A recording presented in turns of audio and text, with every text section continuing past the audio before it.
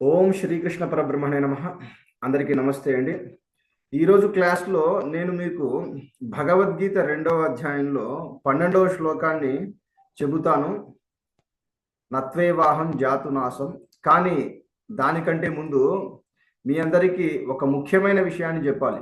పోయిన క్లాస్లో నేను మొదలు పెట్టాను, మధ్యలో ఆపాను. అది చాలా చాలా ముఖ్యమైన విషయం. ఏమిటంటే మనస్సు లేనప్పుడు, మనలో మనస్సు పనిచేయనప్పుడు దాని స్థానంలో ఏముంటుంది? బాగా వినండి. మనందరిలో కూడా మనస్సు అనేది ఒకటి ఉంది. మనస్సు అంటే ఏమిటి అర్థము? ఆలోచనల ప్రవాహం. కాబట్టి మనస్సు లేకపోతే అంటే దాని అర్థము మనలో ఆలోచనల ప్రవాహం. ఏ ఆలోచనలు మనలో ప్రవహించనప్పుడు అప్పుడు మనలో ఏముంటుంది అనేది అతి గొప్ప రహస్యం. ఆ రహస్యాన్ని ఇప్పుడు నేను బట్టబయలు చేయబోతున్నాను, వివరంగా చెప్పబోతున్నాను. అందరూ శ్రద్ధగా వినండి. ఈ ఒక్క పాయింట్ను మీరు విని అర్థం చేసుకుంటే ఇంకా మీ జన్మ ధన్యమే. సరే, శ్రద్ధగా వినండి. ఇక్కడ మనస్సు లేనప్పుడు అంటే ఇక్కడ అర్థం ఏమిటంటే సవికల్ప మనస్సు. మనస్సు అనేది రెండు విధాలుగా ఉంటుంది అని చెప్పాను. ఏమిటది? ఒకటి సవికల్పము, ఇంకొకటి నిర్వికల్పము.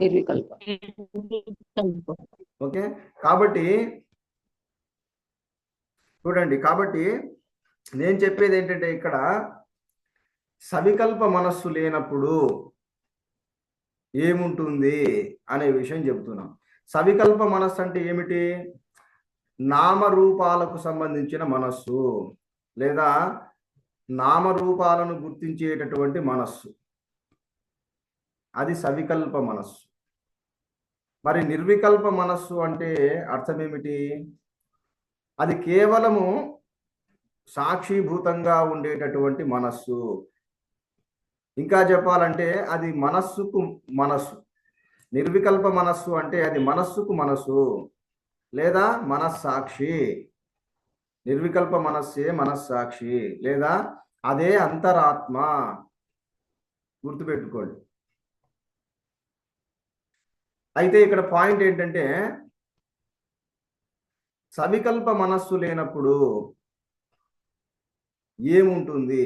మీరు అనవచ్చు, ఇంకా మిగిలింది నిర్వికల్ప మనస్సే కదా, నిర్వికల్ప మనస్సు ఉంటుంది అని చెప్పేసి. కానీ ఆ పాయింట్ని ఇంకా నేను బాగా డీప్గా ఎక్స్ప్లెయిన్ చేయాలన్నమాట. అదే ఇప్పుడు నేను చేయబోతున్నాను.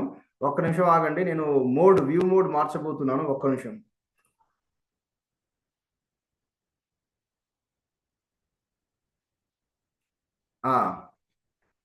ఇప్పుడు అందరూ శ్రద్ధగా వినండి. మనలో సవికల్ప మనస్సు లేనప్పుడు,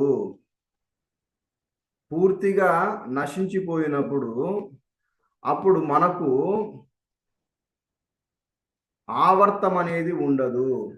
రాసుకోండి, ఈ పాయింట్ రాసుకోండి, మళ్ళీ ఎక్స్ప్లెయిన్ చేస్తాను. మనలో సవికల్ప మనస్సు పూర్తిగా నశించిపోయినప్పుడు, మళ్ళీ చెప్తున్నాను, పూర్తిగా నశించిపోయినప్పుడు, లయమైనప్పుడు కాదు. లయమైనప్పుడు అంటే ఎప్పుడెప్పుడు లయం అవుతుంది చెప్పండి? మన ఈ సవికల్ప మనస్సు ఎప్పుడు లయం అవుతుంటుంది? నిద్రలో. వింటున్నారా? కాబట్టి నిద్రలో అది లయం అవుతుంటుంది, అంతే తప్ప పూర్తిగా నశించిపోదు. అందువల్లే అది మళ్ళీ బయటికి వస్తుంటుంది. అంటే మనస్సు లయమైనప్పుడు అది వాసన రూపంలో ఉంటుంది. ఈ పాయింట్ రాసుకోండి.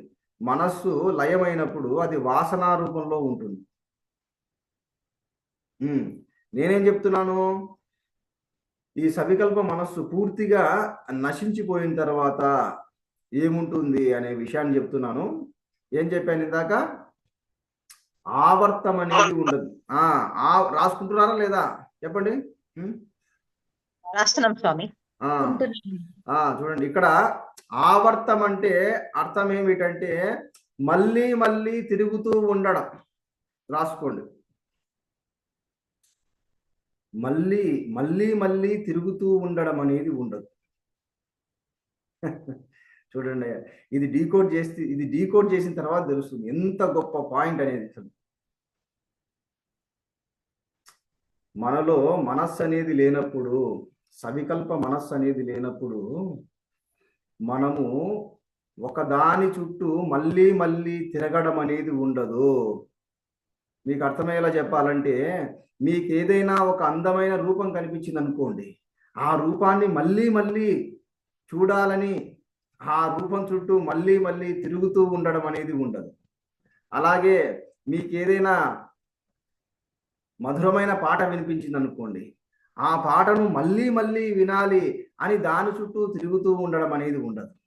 ఈ విధంగా విషయాల చుట్టూ మళ్ళీ మళ్ళీ తిరుగుతూ ఉండడం అనేది ఉండదు. దానినే ఆవర్తం అంటారు. ఆవర్తం. ఇంకో పదం కూడా మీకు ఈ సందర్భంగా చెప్పాలి, పునరావర్తం, పునరావృత్తి, పునరావృత్తి రహిత శాశ్వత శివసాయుజ్యం. విన్నారా లేదా? చెప్పండి, చెప్పండి, అన్మ్యూట్ చేసి చెప్పాలి. విన్నాం గురుగారు. చాగంటి గారి మాటల్లో విన్నాం. కాబట్టి చూడండి, ఈ ఒక్క పాయింట్ ను మీరు విని అర్థం చేసుకుంటే, ఈ ఒక్క పాయింట్ ను మీరు విని అర్థం చేసుకుంటే ఇంకా మీకు పునరావృత్తి అనేదే ఉండదండి. అంత అద్భుతమైన జ్ఞానాన్ని ఈ సందర్భంగా మీకు అందిస్తున్నాను. అది కూడా చూడండి, వైకుంఠ ఏకాదశి ముందు, ముక్కోటి ఏకాదశి ముందు మీకు ఇంతటి అమూల్యమైన జ్ఞానాన్ని అందిస్తున్నాను. విని అర్థం చేసుకొని తరించండి. కాబట్టి మనస్సు అనేది లేనప్పుడు, మనలో సవికల్ప మనస్సు అనేది పూర్తిగా నశించిపోతే ఏముండదు, మనలో ఆవర్తం అనేది ఉండదు. అంటే దాని అర్థం ఏమిటి? ఒక దాని చుట్టూ మళ్ళీ మళ్ళీ తిరుగుతూ ఉండడం అనేది ఉండదు. అయితే మరి ఏముంటుందయ్యా అంటే వర్తమానం ఉంటుంది. రాసుకోండి, ఆవర్తం ఉండదు, వర్తమానం ఉంటుంది. ఎప్పుడైతే మనలో మనస్సు నశించిపోతుందో, సవికల్పమైన మనస్సు ఎప్పుడైతే మనలో పూర్తిగా నశించిపోతుందో అప్పుడు మనకు సదా సర్వదా వర్తమాన దృష్టి ఉంటుంది, వర్తమాన స్ఫురణ ఉంటుంది.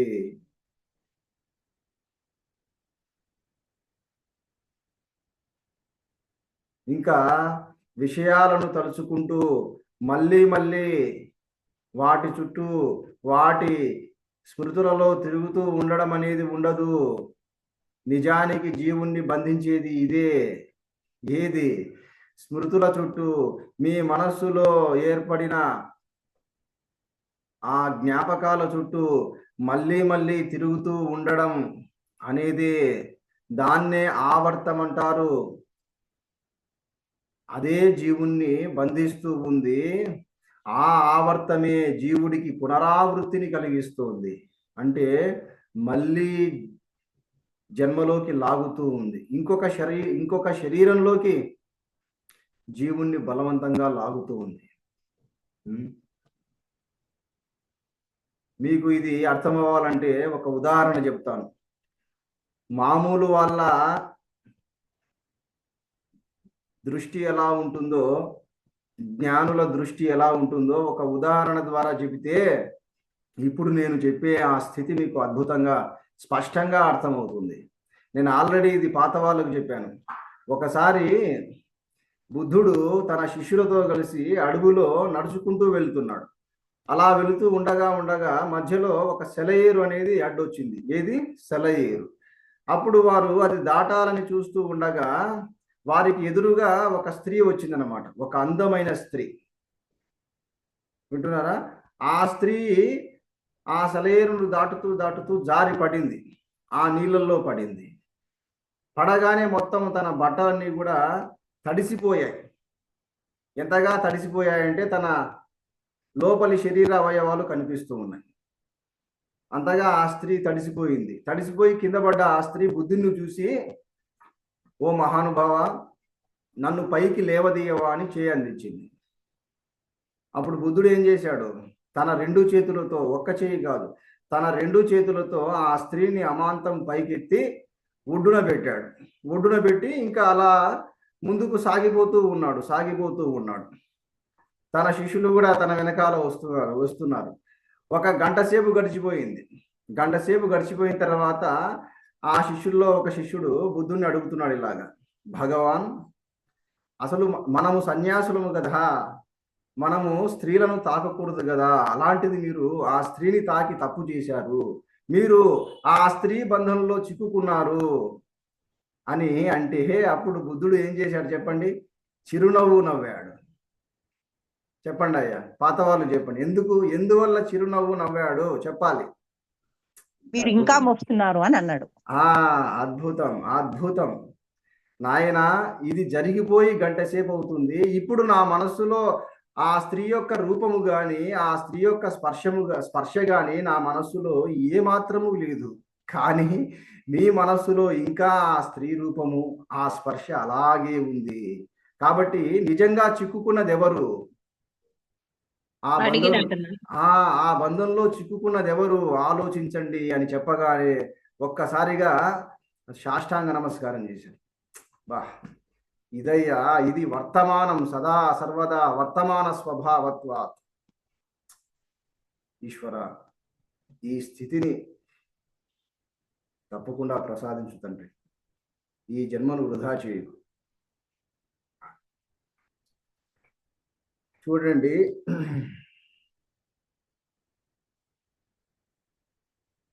ఇది అంటే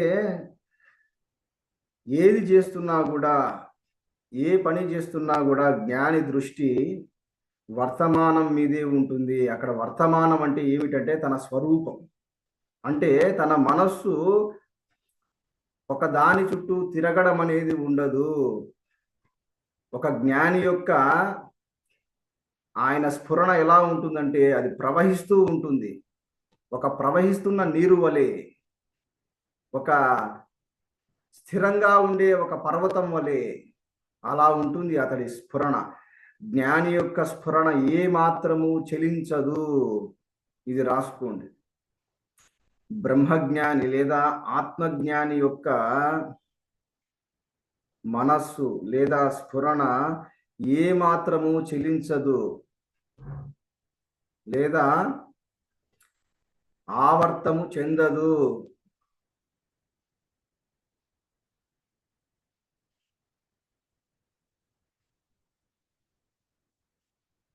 సదా మరి ఎలా ఉంటుంది?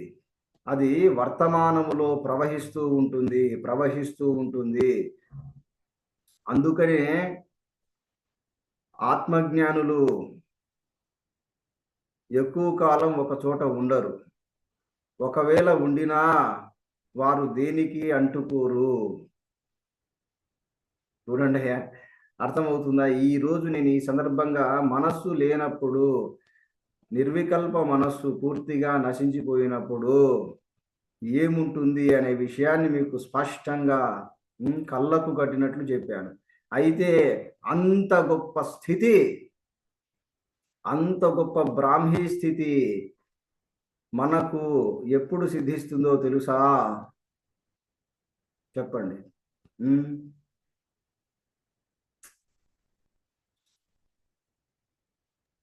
ఆలోచనలన్నీ పోయినాయి.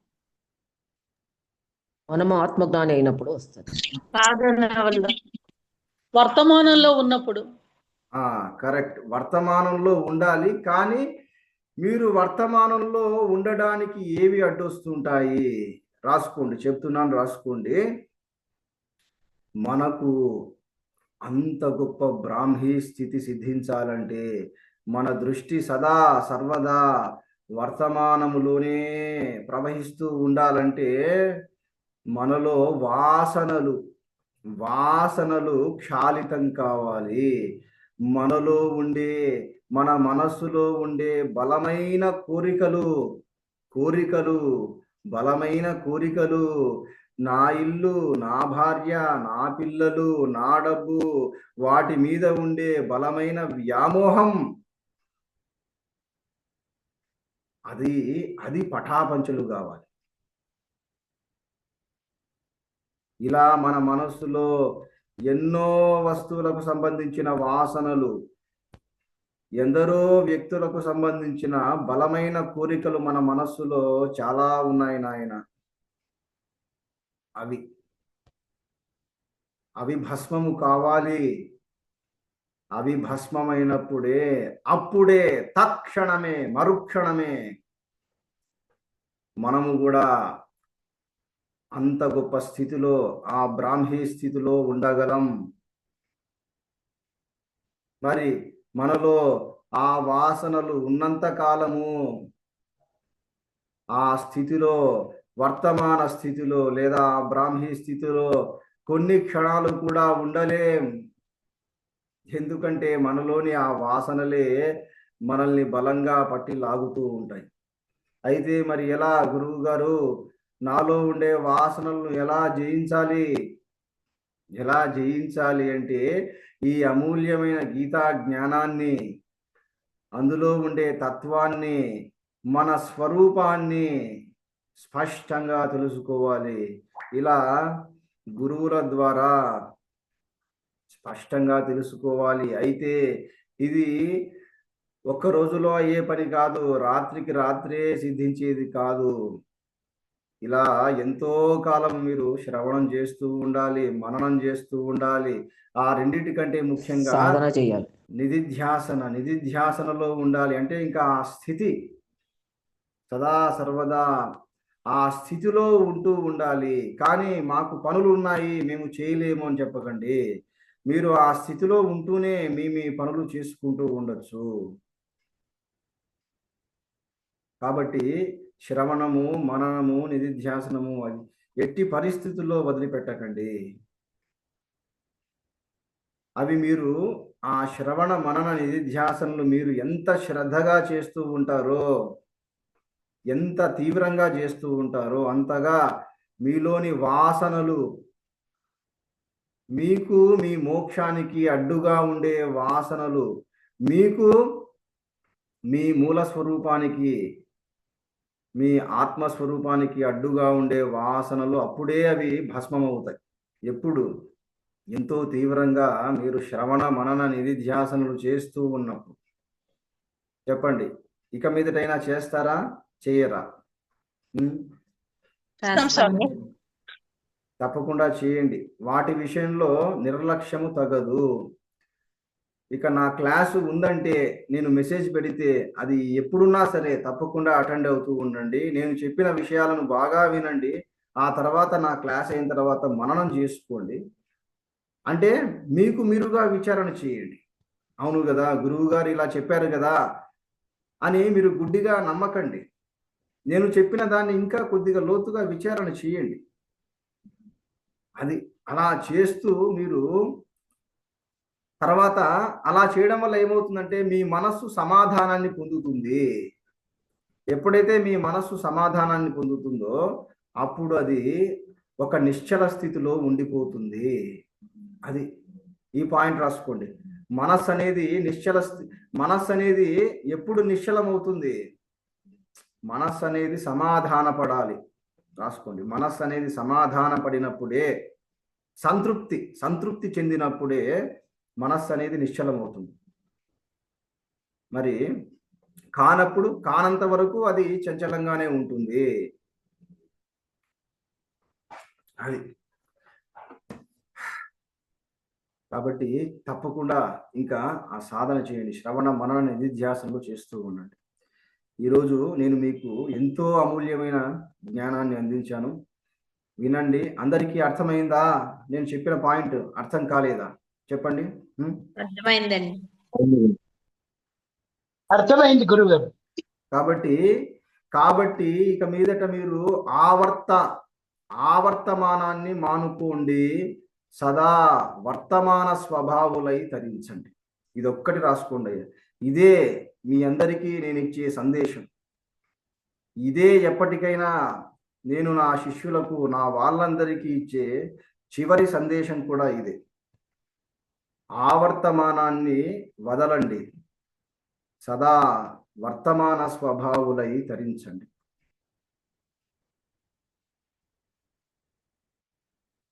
ఇక ఈరోజు నేను ఇంతకంటే ఎక్కువ చెప్పలేకపోతున్నానండి. ఎందుకంటే నా మనస్థితి అనేది ఇంకా ఆ స్థితిలో అది నిలబడుతూ ఉంది. కాబట్టి దయచేసి అందరూ ఏమనుకోవద్దు. ఇప్పుడు వెంటనే ఆ స్థితిలో ఉండండి. నేను చెప్పింది ఆచరణలో పెట్టండి. ఇక రేపు క్లాసులు ఉండవు.